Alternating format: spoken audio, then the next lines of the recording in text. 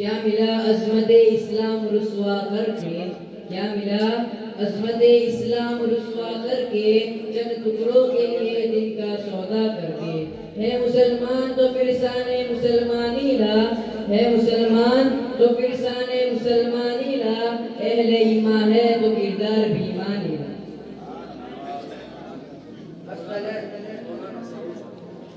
السلام علیکم ورحمۃ اللہ تعالی وبرکاتہ۔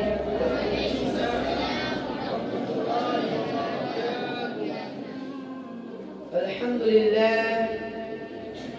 للہ رب العالمین، والصلاة والسلام على سید المرسلین، واما بعد فقد قال الله تعالى في القرآن المجيد: فأعوذ بالله من الشيطان الرجيم، بسم الله الرحمن الرحيم،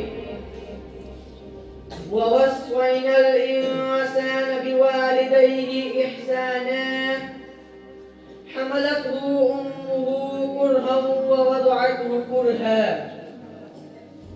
برادران اسلام، آئیے سب سے پہلے سبز گنبد میں آرام فرمانے والے آقا، بے سہاروں کے سہارا، غریبوں کے ماوا، یتیموں کے ملجا، بے کسوں کا کس، بے بسوں کا بس سیاح رام کا، سردار سجا طٰہٰ و یاسین، شہنشاہ دی وقار، جناب احمد مجتبیٰ محمد مصطفیٰ صلی اللہ تعالیٰ علیہ وسلم کی بارگاہ میں نہایت و عقیدت کے ساتھ اپنی غلامی کا ثبوت دیتے ہوئے درود شریف کا نذرانہ پیش کرنے کی سعادت حاصل کرے۔ حبيبنا ومولانا محمد وبارك وسلم صلوا عليه۔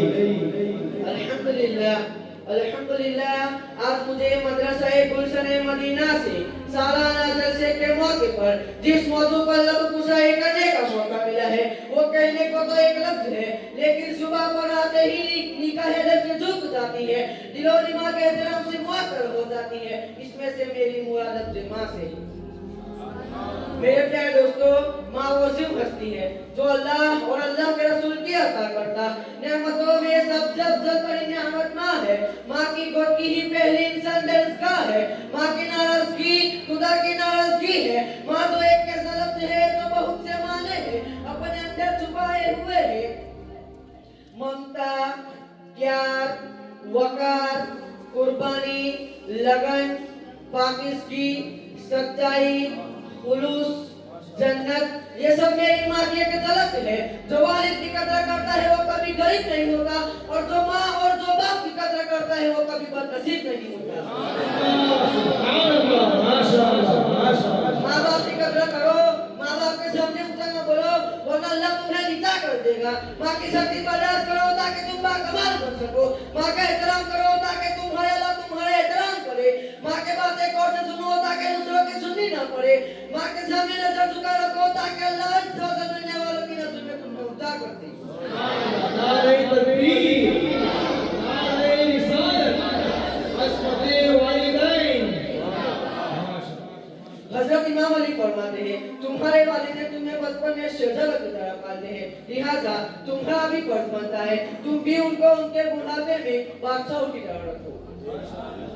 پیارے آقا صلی اللہ تعالیٰ علیہ وسلم کے دیوانوں، ایک نوجوان رسول اللہ صلی اللہ تعالیٰ علیہ وسلم کی بارگاہ میں آتا ہے اور عرض کرتا ہے یا رسول اللہ صلی اللہ تعالیٰ علیہ وسلم، میں صدقہ بہت دیتا ہوں، زکوٰۃ بہت دیتا ہوں، 5 وقت کی نماز بھی پڑھتا ہوں، ماہ رمضان کے روزے بھی رکھتا ہوں، حج بھی میں نے کر لیا ہے، یا رسول اللہ صلی اللہ تعالیٰ علیہ وسلم میرے بارے میں کیا حکم ہے؟ تو اللہ کے رسول فرماتے ہیں اگر تو تیرے والدین کو ناراض نہیں کرتا تو انبیاء صدیقین شہداء کے ساتھ جنت میں اس طرح رہے گا جیسے یہ دو انبیاء قریب ہیں۔ یعنی یہ بولے تو اس وقت تک جنت میں نہیں لے جائے گی جب تک تیرے ماں باپ تجھ سے راضی نہیں ہے۔ آج نماز پر توجہ ہے، ہم نماز کے مخالف نہیں، آج نماز پر توجہ ہے، نماز افضل عبادت ہے، لیکن مسجد جانے سے پہلے کبھی اپنی ماں کا چہرہ دیکھا؟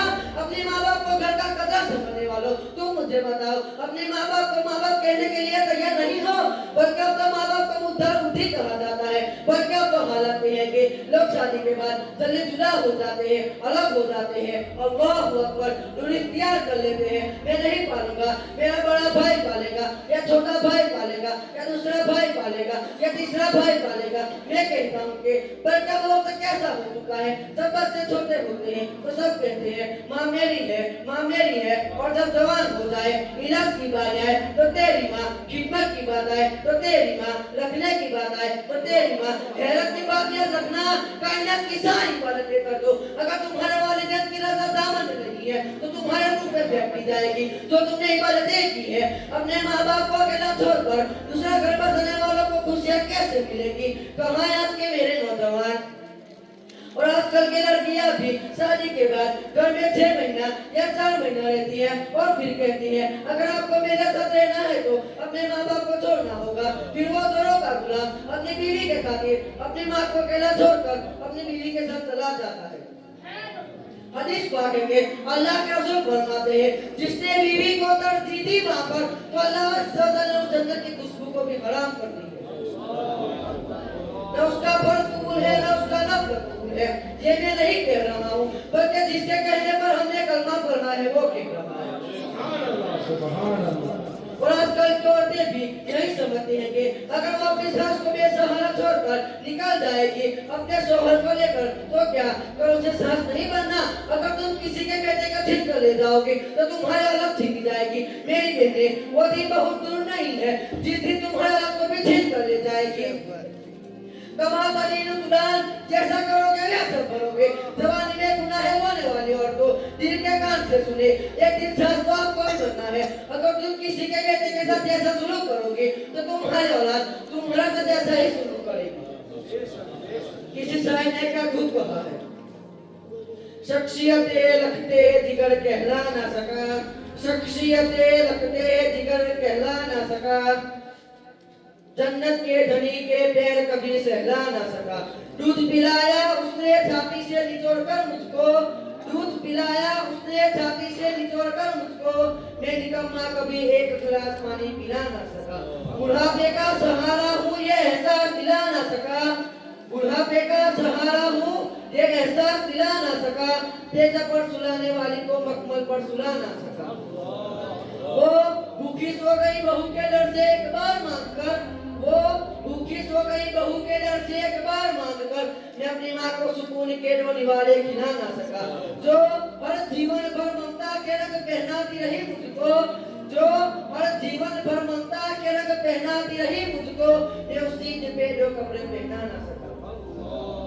आखिर में अल्लाह ताला से दुआ है कि हमें माँ बाप की खिदमत करने वाला बनाए और उसका हर काम खुशी खुशी करने के तौफीक अता फरमाए और हमारे नौजवानों को अपने माँ बाप के साथ रहकर जिंदगी गुजारने के तौफीक अता फरमाए।